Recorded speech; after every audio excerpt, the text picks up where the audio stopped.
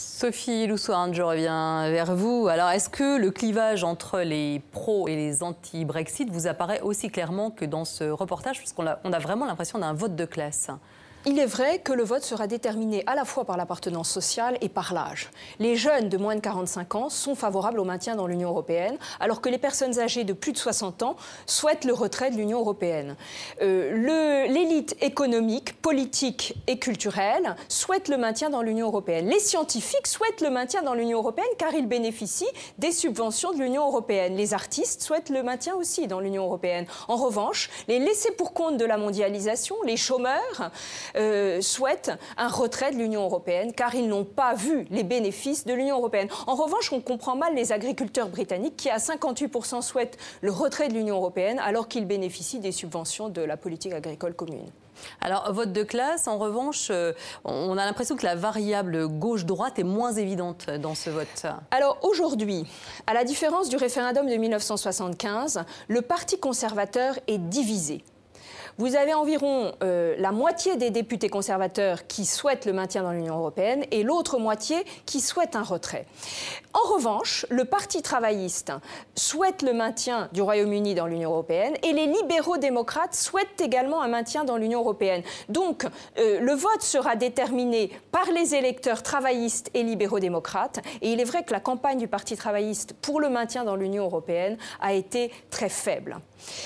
Alors aujourd'hui, le Premier ministre et le ministre des Finances, George Osborne, mettent en avant les risques d'un retrait de l'Union européenne pour l'économie britannique qui subirait une perte d'emploi, une chute de l'investissement, une chute de la croissance d'1% du PIB, une chute de l'investissement et des conséquences néfastes pour les échanges commerciaux.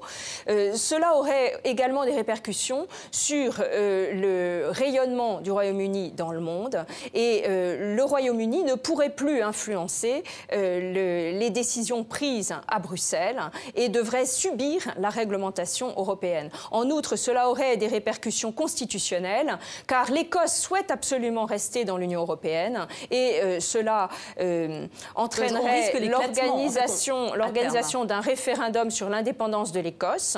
Le Premier ministre écossais Nicola Sturgeon souhaite l'organisation d'un référendum et cette fois-ci, à la différence du 18 septembre 2014, les Écossais pourraient voter pour l'indépendance, ce qui conduirait à un éclatement du Royaume-Uni. Oui, il pourrait y avoir un effet domino, donc. Exactement.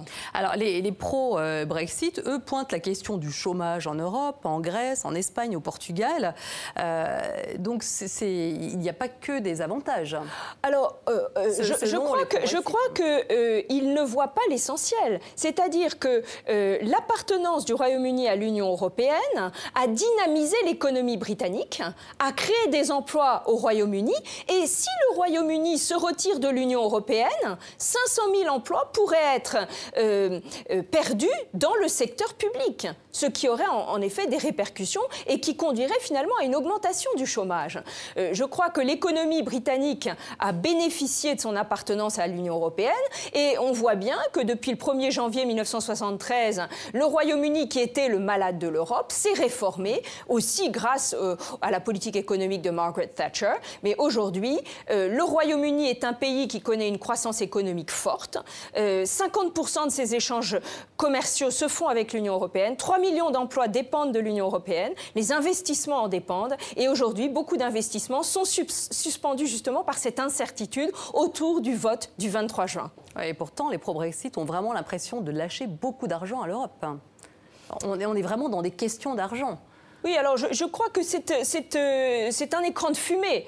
Ils ne voient pas l'essentiel, c'est-à-dire que pour lutter contre le terrorisme, pour la sécurité, pour la paix, le Royaume-Uni est plus fort, uni dans l'Europe, que isolé de l'Union européenne et replié sur son Commonwealth, qui certes est une source de rayonnement pour le Royaume-Uni. L'un des grands thèmes de campagne, ça a été l'immigration.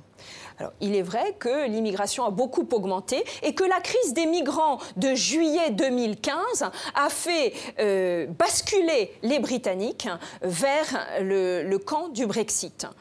L'immigration illégale fait peur au Royaume-Uni, notamment l'immigration des Turcs ou l'immigration des Syriens.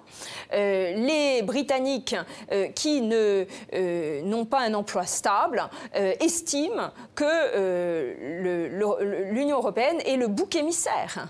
C'est la raison pour laquelle ils souhaitent voter pour le Brexit. Alors, il y a quand même quelqu'un, un trublion qui a brouillé les cartes, c'est Boris Johnson, l'ancien maire de Londres, qui pourrait éventuellement remplacer David Cameron en cas de victoire du Brexit. Oui, alors en effet, Boris Johnson, l'ancien maire de Londres, a opté pour le camp du Brexit par opportunisme.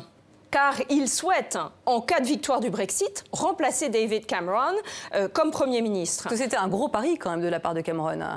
Alors, c'était un pari lorsque Cameron a annoncé l'organisation d'un référendum en janvier 2013, mais il a bien fait d'une certaine manière parce que ça lui a permis de gagner les élections législatives de mai 2015, ce qui n'était pas du tout acquis. Et on a vu d'ailleurs en mai 2015 combien les sondages étaient peu fiables et donc il existe encore une marge de manœuvre. Alors aujourd'hui, David Cameron, en effet, en cas de Brexit, devrait sans doute quitter Downing Street. Merci beaucoup Sophie Lousouarn. Donc réponse dans une semaine. Je rappelle que vous êtes maître de conférence à l'université de Picardie et spécialiste de la Constitution britannique et auteur de David Cameron, un conservateur du XXIe siècle. Merci.